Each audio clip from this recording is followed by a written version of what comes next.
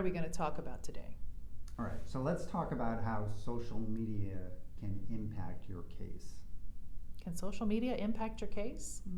Oh yeah, I mean it impacts life generally, but it most certainly impacts your case because what you post can and will be used against you in a court of law or your personal injury case or generally.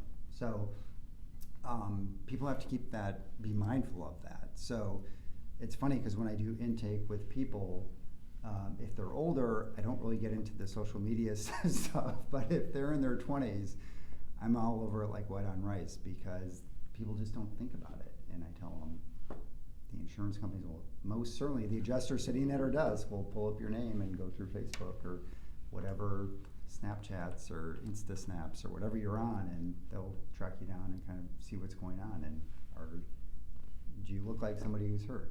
Are your actions consistent with somebody who's hurt? Have you had this play out in your cases?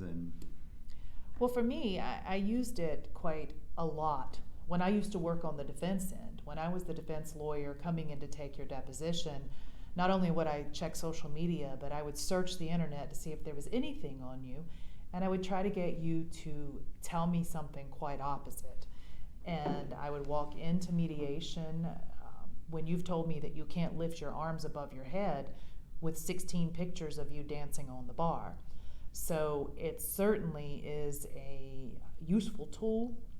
I also follow the people that I represent because I want to make sure that your presence out there, because anybody, once it's on social media, it's on social media. There's nothing you can do to erase what's on social media.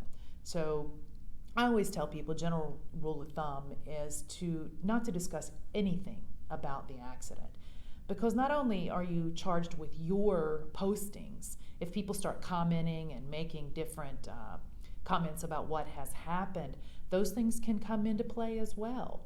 So it is best to not post anything about the accident and to advise people that are taking pictures of you or there's videos not to tag you in anything. Yeah, that's the other thing, kind of getting tagged when your guard is down, not really thinking about it, and you're tagged in a photo, smiling. Heaven forbid you smile when you have a personal injury case. But